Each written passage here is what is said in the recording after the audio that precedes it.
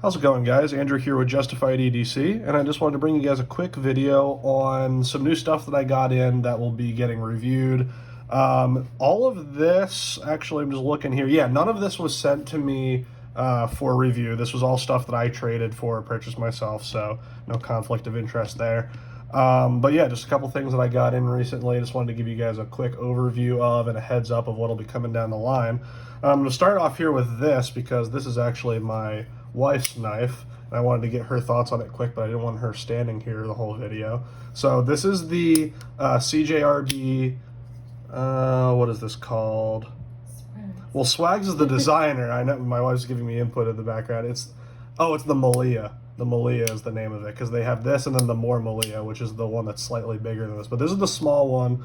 It's designed by, if you guys are familiar with Smoky Mountain Knife Works, one of their employees, Swags. She's a knife designer now for CJRB and a couple other brands. I think Rosecraft is their new company. But as you can see, she's been getting some good use on it already. Katie, do you have any thoughts about it so far? What do you like about it? What do you not like about it? Hi everyone. Yeah, I like the size, like the other one that we talked about. It fits nicely in a woman's pocket because they're always smaller than men's pockets. The color is beautiful. She really did a nice job designing it. Yeah, I love those anodized red thumb studs. Yes, I love a thumb stud. That's my favorite way to open a folding knife. Very based. Sure. Very based. The swedge caught my eye, I'd say. Yeah. I like that a lot too. Because you often see a lot of knives, like utility knives like this, where the point is clipped like that to bring the tip down lower for those kinds of utility cuts. But I like that they left that swedge there. It gives it a little bit of character. It's unique. Yeah, it's different. It's not something you see a lot. And it's got the deep carry clip, which I love. Yeah, so they recessed the screws, which is nice. The clip is not recessed into the G10, which I would have liked to see, but the clips are countersunk into the pocket clip, so that's nice. So that's not going to catch on your pocket. Very deep carry. Again, it's very small. I can fit this completely inside my hand. It's very similar to, if you guys are familiar with the Civivi Baby Banter, the smaller version of the Wii Banter. It's almost exactly the same size, which is why I got this for her, because she likes that one so much. So yeah, this is really interesting. The only gripe that I had with it so far was the access to the lock bar. If you can see here, the access to the lock bar is actually pretty decent. Like, they have this cut away, but because this finger groove is so small, it's kind of hard to get your thumb in there. If your nails are at all longer, which I know, Katie, you had mentioned with your thumbnail being a little bit longer, it was kind of hard to get in there to access that lock bar. And before I just clipped my nails here, it was harder for me too. Now that I have my nails trimmed, it's a lot easier to get in there and access that lock bar. It's very smooth. But that was really the only thing Hardly a complaint. Oh yeah, it's really just a nitpick more than anything. I don't really see it as a problem, but yeah, that's the CJRB Maileah, and thank you, Katie, for your input. Of course. You can go now. You don't have to stay. Thank you so much. Subscribe, everyone. Thank you. So that's that. I'm gonna set that off to the side here. What should we do next here? So let's finish up with the folders. So this is a really interesting one. This is the Harnds, I believe is how you say it, and it's called the Beak. What caught my eye about it, not only the design is just kind of wild, but it is in, if you can see there, 14C 28N, which is one of my favorite budget steels. It's a stainless steel. It's up there with like 154 CM, that kind of thing. So it's a great value in terms of a budget knife steel. I'm kind of sick of seeing D2 on all of the more like $50 and under knives. So, also this one comes in at I think like $35, which is really nice. And so does this one as well. I think this one comes in at about $30 as well. I'll leave Amazon links to both of these, but you can get both of them on Amazon. I'm pretty sure this is the only place you can get this one, is Amazon. I never really heard of this brand before until I watched Stasa23's video, and he had mentioned it. And I thought it was kind of like a unique, it's almost like, to me, a mix of like the Spyderco Dodo, but a little bit longer. Because it has that Axis style lock. I forget what Spyderco calls theirs, but the Dodo has that, and then it has that kind of like reverse S curve, similar to like the Matriarch as well. So to me, it really feels like an elongated Spyderco Dodo, which I thought is awesome because I love the Dodo. I think it's such a cool design. I wish it was in regular production. I'd love to get my hands on one at some point, but yeah, this is really cool. Axis lock is done very nicely. It's very smooth. It has almost no blade play. When I got it, it was completely solid, and it has it's kind of plagued by the same thing that a lot of budget axis lock knives are and button lock knives are, where they come and they're rock solid, and then as you break the lock in, the pivot loosens up a little bit. But because it was rock solid before, I have no doubt that I could back this out, put a little bit of blue Loctite on it, and have it be no problem. But the axis lock is done very nicely. It's very smooth, and even with the little bit of play that it's developed, there's no up and down. It's very little side to side. If I have any kind of pressure on the handle, I can't feel any wiggle at all. So it's kind of nice. There's jimping everywhere on this knife. It's back here, it's up here on the choil, which even continues onto the actual finger choil on the blade, which is cool. So you can choke up on it here. If you really want to choke up on it, there's jimping here on the spine, so you can get your thumb up here and get nice and close to the cut. I like being able to do like putting the back of my support hand on here to kind of push cut, like doing feather sticking or something like that. Not that you would really be doing that with this kind of knife, but it's nice. I like being able to choke up on it like that. But you can also fully choke back and get more distance. Again, if you are someone that's into reverse grip edge out or forward grip edge out, this would be a really nice, again, that S-curve blade with that beak tip. I also watched, I forget what the name of the channel was. It was another smaller channel that I just discovered, but they were doing some cutting where I'm going to kind of show you on another surface here of like they're putting the tip here and then kind of rocking to do those kinds of little like chop cutting motions, and it was working really well because that tip is actually in line with the lower part of the belly here, so you can kind of place it on the table and kind of rock the blade to do those kinds of cuts. So I thought that was really neat. The other cool feature is the thumb studs are movable, so you can actually, depending on how big your hand is, where you like those thumb studs placed, if you like them a little higher, a little lower, you can actually loosen this here and slide it up and down on that hole. Or I guess you could remove it completely, but I'm not sure why you would want to do that. But anyway, that's the Harnds Beak. I will probably do a full review on this. Very cool knife. Glad to see. And again, this was like $30 and it comes with 14C28N. So other brands need to stop using D2 and start using things like this. If they can do it, then everyone else from China can do it as well. So again, both of these I believe are Chinese made. I know CJRB is. I'm almost positive a knife of this quality for this price is probably China. So, but cool nonetheless. And one more interesting folder here that I just got today, so I don't have a lot to say about it yet, is this is a Ganzo. You guys have probably seen these around. They've been around they're like the Amazon special. They were one of the first ones to do like the really high quality access lock G10 D2 kind of knives for like the $50 or less. And honestly, some of them are in like the 20 and 30 range, which I believe this is. I'd have to check again. I think this was like a $25 knife, and it feels great. It feels so solid in hand. Again, the access lock came nice and smooth. It's not quite as false shut as the other one, but it's like very glassy smooth. There's absolutely no play on this one. I expect it to kind of do the same thing that most budget knives do, again, of kind of loosening up over the time. But again, this isn't a captive pivot, which I would have liked to see. But I think if I throw some blue Loctite in there, I should be able to prevent that. This one's in 440C, which again is fine. It's a bead blasted finish, so I'm glad they didn't use D2. D2 is only a semi stainless steel, and especially with bead blasting, if you get a bead blasted D2 blade, it's very prone to rusting. So glad to see 440 on here. Again, bead blasting, not my favorite. It looks nice, but we'll see how it holds up over time.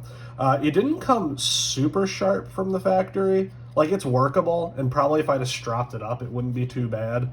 I might put this like a steeper bevel on it. But by the way, this one also came insanely sharp. It's very thin behind the edge, very sharp from factory. This one seems more like, I honestly don't mind it because it seems more of like a beefy, kind of like a work knife that you want to beat up if you don't want to use one of your more expensive folders. And what drew me to this originally is, if you guys have ever seen, I forget what the actual model name is, but it's an older H&K knife that I believe was made by Benchmade and then by Hogue. I believe it's discontinued now, but if you know what I'm talking about, this has very similar lines to that knife. And because I can't find one of those anywhere, they're so hard to come by because everyone who has them loves them and never wants to give them up. I thought this was a really cool pickup to kind of get the feel of that knife. I think it's a little bit bigger than the other one. Again, this is a hefty knife. It's definitely not lightweight by any means. I don't know if you can see inside there. It is milled out to reduce weight, but it's still a very hefty knife because, again, you have steel liners that are pretty thick. This is probably about a 1/2 inch thick. The steel liners are pretty decently thick, and that's a big old slab of 440C. So not a lightweight knife by any means, but if you want a good work knife that you can beat the hell out of and not have to worry about it, this is a really good knife. Again, I haven't used this yet, so take it with a grain of salt for now. I'll probably do a full review on this. I'm probably going to get a couple of these like budget access lock style knives and do a comparison video on them. So if you want to see that, let me know in the description. Not in the description. What am I saying? In the comments. But yeah, this is a really cool one. The fine cut jimping up here is done really nicely with that thumb ramp. Almost reminds me of some Bob Terzuola designs. I probably butchered his name there, but you guys know what I'm talking about. So that's an interesting one. It's a Ganzo again. So yeah, cool little folder. Again, it's very cheap. I think it was like $25 to $30 depending on when you see it on Amazon. So it's another cool one. Let's do these first. These are both from Koch Tools. I got these in a trade. If you saw my most recent EDC update, you saw that I got that little Koch Tools pry bar that I've been carrying. Koch Tools is one of those brands that I never really paid attention to because I thought they were just kind of gimmicky until recently. But they make really high quality stuff. I'd love to pick up one of the Concept Knives mini Corvids, or any of the Corvids. They're all designed by him, but the mini ones kind of spoke to me. He has a lot of cool knives, but he specializes in these little pocket tools. So like little pry bars, cap lifters, little knucks, or whatever you want to call it. I wouldn't really use it as a knuck. The hole isn't really open enough to actually get your knuckle in there how you would want to use a knuckle duster. There is palm swell support, which is cool because a lot of people that don't know what they're talking about with knucks don't put any kind of palm support.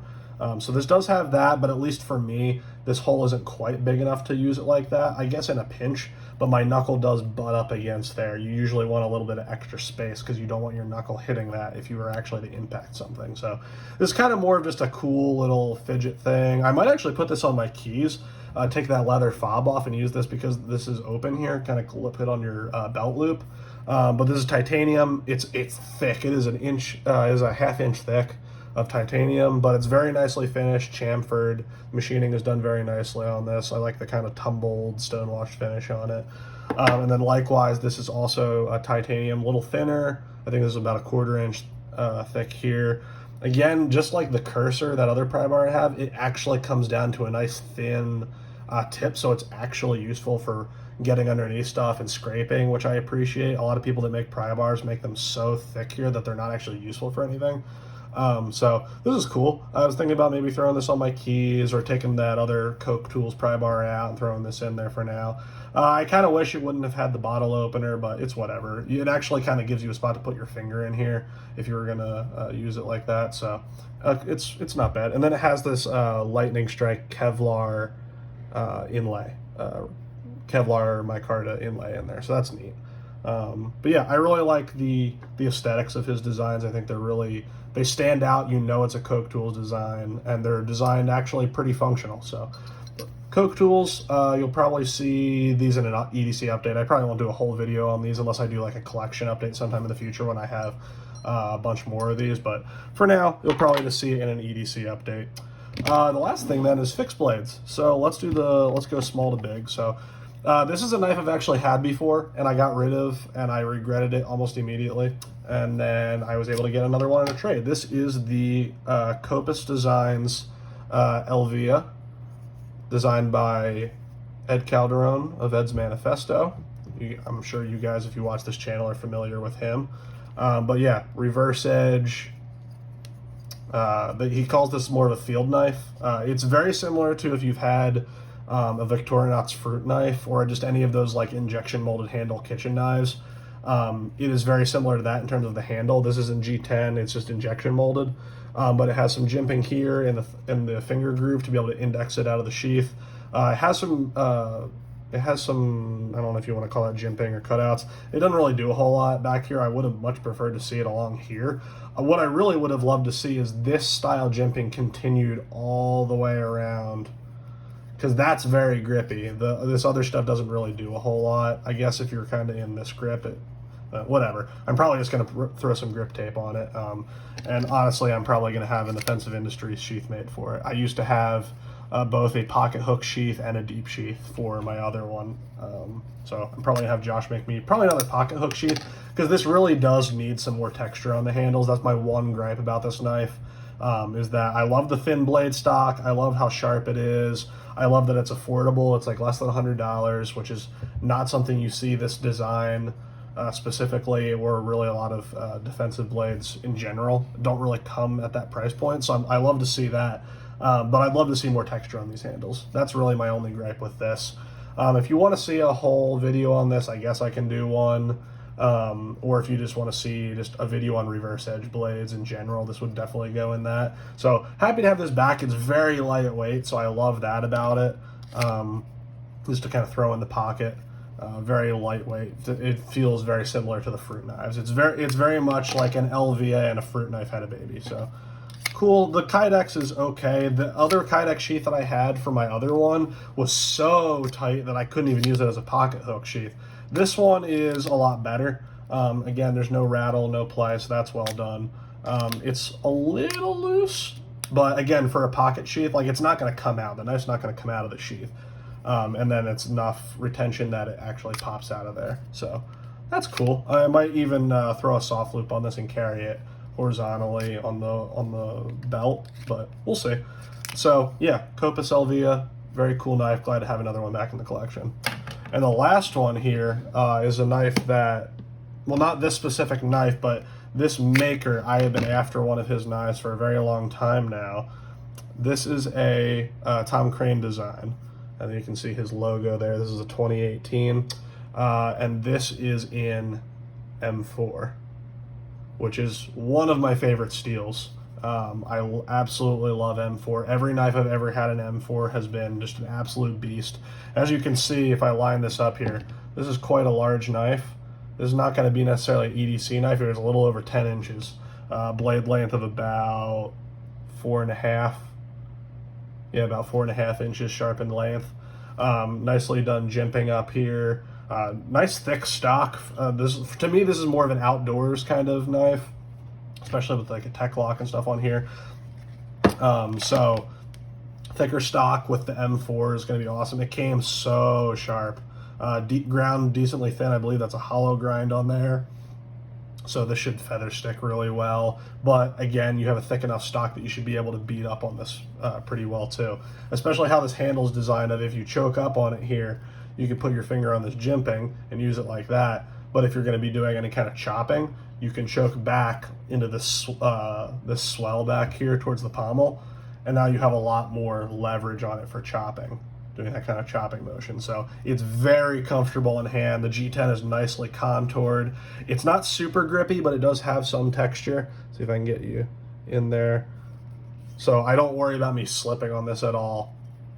But it's also not super aggressive that if you're using it for a long time sorry, I can't speak. If you were using this a long time outdoors, that it would tear your hand up or anything like that. So beautiful swedge on there, nice little bit of recurve. It's almost like a mini kukri. Like, I don't even know what to call this. It's like they shrunk down a kukri into like a medium-sized outdoors knife, but thinned the blade out. And put an actual usable steel on it. So this is awesome. I don't know what this one went for originally. Most of his knives go for anywhere from, his fixed blades I see go from anywhere from like 200 to like 800. I think this probably with M4 is probably around the $400 or $500 mark. So I was lucky to be able to trade someone for this. This is a awesome pickup. Usually you can get some of his like D2 designs for like 300 or under. Sometimes you can get the D2 ones for under 200 if you're lucky on the secondary. The Nitro V ones are another affordable option that you can usually get in the 300s. But yeah, this one I would never have had the, or at least not in a while, would have had the money to actually pay straight up for this. So thank you to, you know who you are, that I traded you for this. So this is awesome. And again, that M4, very happy with that. So this is an awesome knife. I'm actually going on a men's retreat this weekend with our church. So I'm going to take this to do any kind of firecraft that we want to do at the camp. So this should be a good knife to test out. The Kydex is well done. Again, I'm not usually a big fan of pancake Kydex, but it's slim enough. And I understand why he did this extra spacing, because it did fit a tech lock. Something like this I probably wouldn't carry inside the waistband anyways. I did throw it on the belt kind of vertically, like if my belt was running this way, vertically on my like 3 o'clock, and it was actually very comfortable. It kind of moves with you, and because of this curved handle, it kind of sits out of the way of your side so it doesn't dig into you. The retention is very nice, has a nice pop in and out, but it's not hard to get out of the sheath. The only thing I'll want to see over time is, because of this recurve, I can feel when I draw this out of the sheath, unless I, even if I do, I can feel this belly after the recurve dragging on the Kydex a little bit. So again, it's M4, so I'm not really worried about it. If this was a softer steel, like a more budget steel, I might worry about it dulling the edge. But because it's M4, I'm not super worried about it. I can feel a little tiny bit of a burr maybe right along here. But again, I should be able to strop that right out. So not really worried about it. Again, I don't foresee it being a knife that's going to be drawn a ton day to day, because it's not an EDC blade. So I don't really worry about that much. I might get, if Josh really, Josh really might hate me after this next package that I send him to get sheaths done. I might ask him to make me an ambi sheath, not deep carry, but ambi inside the waistband, because wouldn't this be awesome, just drawing this out of the waistband like that, or even reverse grip? Like, it feels great in all your standard grips. Like, the handle is super comfortable in just about every grip, even though it isn't the most neutral. It does curve, it does have a swell here. So, but yeah, I'm in love with this knife. It's very cool. I don't even really like blue that much on knives, but this blue-black G10 looks awesome, especially for outdoors. Bright blue is a good color to have in case you drop it on the ground. Blue is not a very often naturally occurring color in the woods, so this is an easy knife to find. So anyways, guys, just wanted to give you a quick update on some of the stuff that I've got in recently, what to kind of expect for reviews coming down the line. If you have any questions about any of this, or if you want to request any certain kind of reviews or videos, go ahead and leave them in the comments. And as always, I will see you guys in the next video.